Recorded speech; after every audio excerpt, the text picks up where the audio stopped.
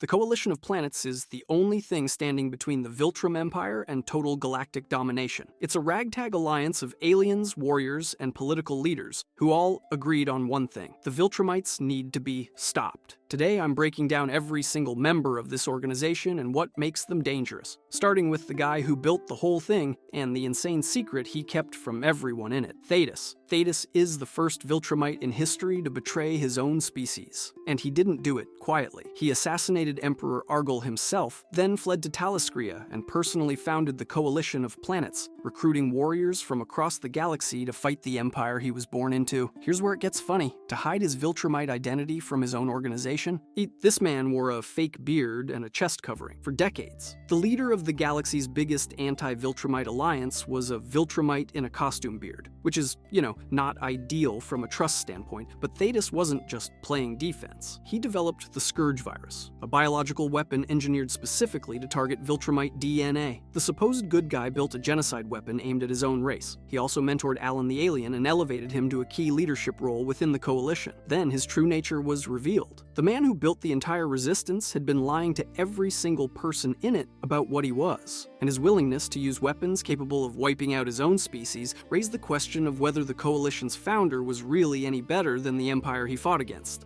If that sounds morally complicated, wait until you meet the guy he trusted most, Alan the Alien. Here's a fun one. Imagine being literally engineered from birth to fight Viltrumites. Your entire species poured generations of genetic research into making you the ultimate biological weapon. You are the chosen one. And then you get out there and just get absolutely bodied by every Viltrumite you run into. That's Alan, born on the planet Europa. As a genetically enhanced champion, Alan was supposed to be the answer to the Viltrumite problem. Instead, he couldn't compete with actual Viltrumite soldiers despite every biological advantage his creators could give him. So the Coalition said, okay, you can't beat them, but maybe you can find someone who can. And honestly, that pivot saved the galaxy. Alan became the Coalition's evaluation officer, traveling across star systems to find champions strong enough to succeed where he couldn't. His mission eventually brought him to Earth, where he mistakenly picked a fight with Mark Grayson. But the real turning point came after Alan nearly died. His Unipan physiology did something incredible during recovery, dramatically enhancing his strength and durability. The guy who couldn't hang with Viltrumites was suddenly tanking building-level hits, like a minor inconvenience. He eventually rose to lead the Coalition itself, orchestrated the recruitment of both Nolan and Mark, and fundamentally shifted the balance of the entire galactic conflict. Not bad for a guy who started as a disappointment, but Alan's warm and fuzzy underdog story is about to take a sharp turn, because the next member on this list has zero interest in redemption arcs: Telia. Here's something the Coalition doesn't get enough credit for. You can have the strongest warriors in the galaxy, the most advanced weapons, the most devastating biological agents money can buy. None of it matters if nobody's actually running the war. That's Telia. She serves as a key operational leader within the Coalition, directing forces through sustained campaigns against the Viltrum Empire, not a figurehead position. Years of coordinated warfare against the most dangerous military force in the universe, and she's one of the people keeping the pieces on the board, and she does this without being able to punch through a planet. Her value comes entirely from strategic and leadership capabilities. The Coalition looked at their roster of galaxy-shattering heavy hitters and said, cool, but who's actually going to organize them? The answer was Telia. She works directly alongside Alan the Alien, coordinating operations and sharing responsibility for major decisions. She's also Alan's romantic partner, which is maybe the most grounding detail in this entire intergalactic war story. Two people helping run a galaxy-wide military campaign against a supremacist empire, and they still have each other to come home to at the end of the day. But if Telia keeps the war machine running from the command level, the next member keeps it running from the shadows, and his weapon might be the most dangerous thing the Coalition has ever pointed at the Viltrumites. Picture this: a lone alien, green head with a single eye, all visible through a transparent dome helmet, cruising through deep space on a mission to make every Viltrumite soldier he meets absolutely, miserable. Now picture him doing that for centuries. No team, no backup, just one guy with a gun, and apparently infinite patience. Space Racer spent hundreds of years running a one-man guerrilla war against the entire Viltrum Empire, which is, not ideal odds. But he kept at it anyway, picking off soldiers and harassing Imperial operations across the galaxy like the universe's most persistent mosquito. Here's the thing about Space Racer. Authority structures weren't really his thing, so when Alan the Alien eventually tracked him down and pitched the Coalition, it wasn't a quick sell. But Alan made the case that centuries of solo harassment hadn't toppled the Empire yet. Unified Resistance offered better math. The fact that Space Racer actually agreed tells you everything. This is a guy who'd been fighting alone longer than most civilizations civilizations have existed, and he looked at the Coalition and said, "Fine, let's try it your way." He went on to participate in the final assault against the Viltrum Empire alongside Battle Beast, Tech Jacket, and other elite Coalition members, but if Space Racer is the lone wolf who finally joined the pack, the next member is a beast who only joined because someone promised him a fight worth having. Battle Beast, most Coalition members joined because they believed in something: freedom, justice, the survival of their species. Battle Beast joined because someone told him there'd be good fights. That's it. That's the entire motivation. He's a Leonid warrior whose sole purpose in life is finding someone strong enough to kill him in glorious combat. And if that means helping save the galaxy along the way, cool. But that's really not his problem. He showed up on Earth with zero strategic objectives. He literally just heard rumors that powerful warriors lived there and decided to swing by. What followed was one of the most one-sided beatdowns in Invincible history. He tore through the Guardians of the Globe like they were made of wet paper. Rexplode got slapped once, and that was the end of his evening. Invincible himself almost died trying to stop him, but Earth disappointed him. Not enough challenge, so he left. The Viltrumites eventually imprisoned him, which tells you everything about how dangerous he is. They didn't try to recruit him, they locked him in a cage. And Alan the alien later broke him out with the perfect pitch: "Come fight the strongest Viltrumites in the universe." Battle Beast said yes before Alan finished the sentence, and he delivered. During the Coalition's war against the Viltrum Empire, he ripped through Viltrumite soldiers in the vacuum of space like they were nothing. But the crown jewel is his fight against Thrag, the regent of the entire Viltrum Empire. Thrag ultimately killed him, but Battle Beast came closer to ending Thrag than almost anyone else ever did. He died doing exactly what he always wanted. Alan took a warrior who cared about nothing but personal glory and pointed him directly at the Empire's strongest soldiers. Battle Beast got his fights. The Coalition got a walking extinction event. Everybody wins. Well, except Battle Beast. All won eventually. But if Battle Beast is the Coalition's most devastating weapon, the next member might be its most resourceful. Picture this. You've got Nolan, a Viltrumite who can punch through a planet. You've got Battle Beast, who nearly killed Thrag in a fight that lasted days. And then, standing right next to all of them, ready to charge into the same battle, is a human. Just a regular human in a suit. That's Tech Jacket. In the original comics, Tech Jacket was Zach Thompson, a human who ended up fighting alongside the coalition of planets against the Viltrum Empire. Zero inherent superhuman abilities. None. Everything he could do came from a Geldarian battlesuit that bonded to him, granting superhuman strength, flight, life support, and concentrated energy blasts. Take the suit off, and he's just some guy. Now,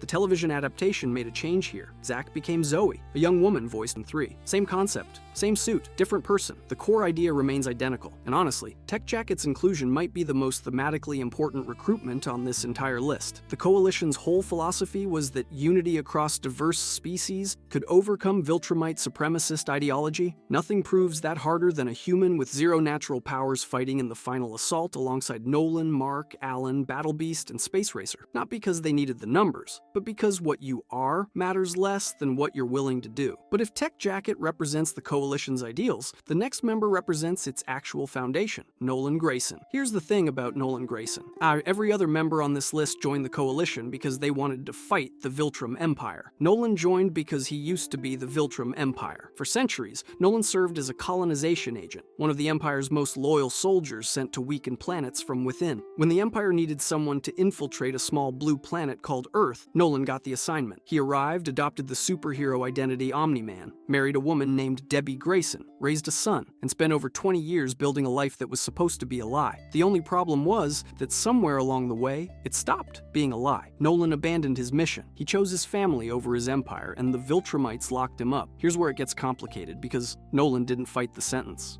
He genuinely believed he deserved to die for what he'd done. He sat in that cell and waited for execution like a man settling a tab. Alan the alien refused to let that happen. He visited Nolan repeatedly, arguing that a Viltrumite defector with insider knowledge was too valuable to waste on guilt. Eventually, Nolan agreed, partly because Alan made a convincing strategic case, partly because he wanted to see Debbie again. Love is a surprisingly effective recruitment tool. Once committed, Nolan didn't half-measure it. Alongside his son Mark and the Viltrumite Thetis, he helped punch directly through Viltrum's planetary core. That's not a military operation. That's a man burning down his childhood house. But the redemption arc doesn't stay clean. After the war, Nolan clashed with Alan over deploying the Scourge virus, or a biological weapon targeting Viltrumite DNA. Nolan refused to support genocide against his own species. The argument escalated into a full confrontation, and Alan overpowered him, leaving Nolan critically injured. Two former allies, broken apart by a question nobody wants to answer. How far is too far when you're fighting monsters? If you think Nolan's family complications are messy, wait until you meet meet his other son, Oliver Grayson. Most people hear Nolan's other kid and assume Oliver is just a side character. He's not. He might be the most dangerous Grayson of them all, and he's not even fully grown yet. Oliver Grayson is the son of Nolan and Andressa, a native of the insect-like planet Thraxa. That makes him a Viltrumite-Thraxan hybrid, a completely different genetic cocktail than Mark's human-Viltrumite mix. And here's the thing, Oliver's hybrid biology came with a massive twist. Thraxans age significantly faster than humans,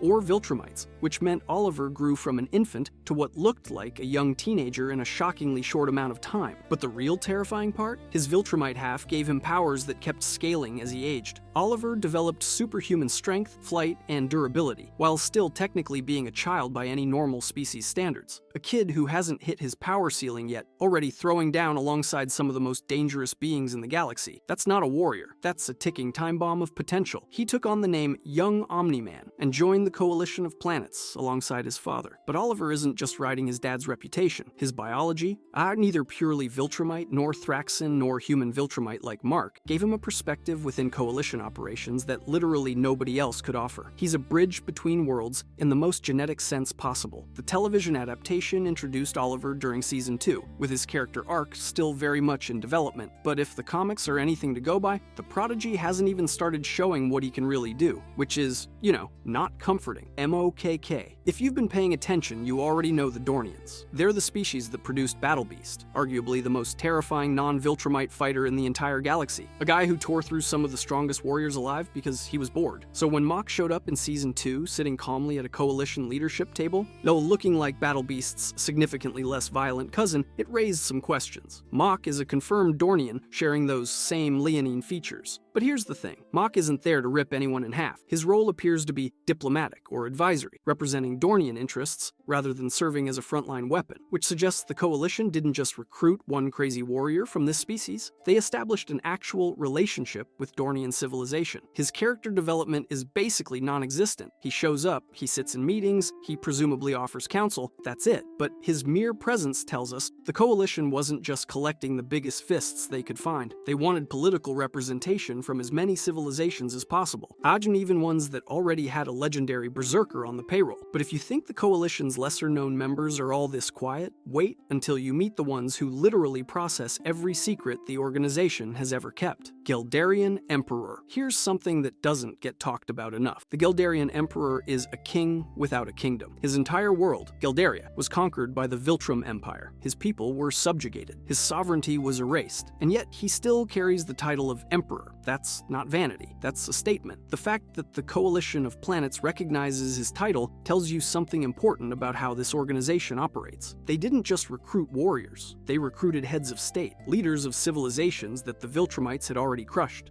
He sits in those leadership meetings not because he can punch through a Viltrumite's skull, but because he's living proof of what happens if they fail. His contribution is diplomatic, political, personal. He's a government in exile compressed into a single man, carrying the weight of an entire conquered civilization into every strategic discussion. The Coalition didn't just need people who could fight, they needed people who remembered exactly why they were fighting, which is, not ideal for his mental health, but it makes him one of the most emotionally significant members of the entire alliance. If you think that kind of political weight is rare in the Coalition, wait until you meet the members who don't even have names, just job titles. Data twins. Every massive organization needs an IT department. The Viltrum Empire has planet-busting warriors and galaxy-spanning fleets, and the Coalition's answer to managing all of that chaos is 2 gray aliens sitting at computer terminals, which is, not ideal for their egos, but absolutely essential for everyone else's survival. The Data Twins are exactly what they sound like, 2 gray humanoid aliens, virtually identical, permanently stationed at their workstations inside Coalition headquarters. Their job is analyzing and managing every scrap of data the Coalition produces. Agent records, mission statuses, operational intelligence, all of it flows through these 2. Not dramatic, not flashy, just 2 guys doing the most important boring job in the galaxy, and honestly, their existence says something genuinely interesting about the Coalition. You can recruit all the battle beasts and space racers you want, but without someone keeping track of where everyone is and what they're doing, you're just a collection of strong people flying around aimlessly. The Data Twins are living proof that information infrastructure wins wars. Punching things is step 2, but if the Data Twins represent the Coalition's behind-the-scenes backbone, the next member proves they also needed boots on the ground at every level. Captain Peikel. Captain Peikel is one of the newer faces in the Coalition, and honestly, the one we know the least about. He's an officer operating under the Coalition Coalition's command structure, showing up in the comics as part of the broader war effort. That captain designation tells us he's likely commanding smaller units at a tactical level rather than calling the big strategic shots. Which is, still a job somebody has to do. Here's the thing about Pykel: his species, his abilities, his backstory, basically everything that would make a character section interesting is almost completely unknown right now. He was clearly introduced with the intention of being built out further as the story progressed, but that's exactly the point. For every battle beast ripping Viltrumites apart in the vacuum of space, for every Omni-Man punching through a planet's core, there are officers like Pykel holding the line at a tactical level. The Coalition isn't just its legends, it's the entire structure, from Emperor to General to Captain. And the fact that they're still recruiting, still growing, still adding names to the roster, it tells you everything you need to know about where this war is headed. The Coalition is far from finished, and neither is this story. If you enjoyed this video and want to see more, click the video on the screen now.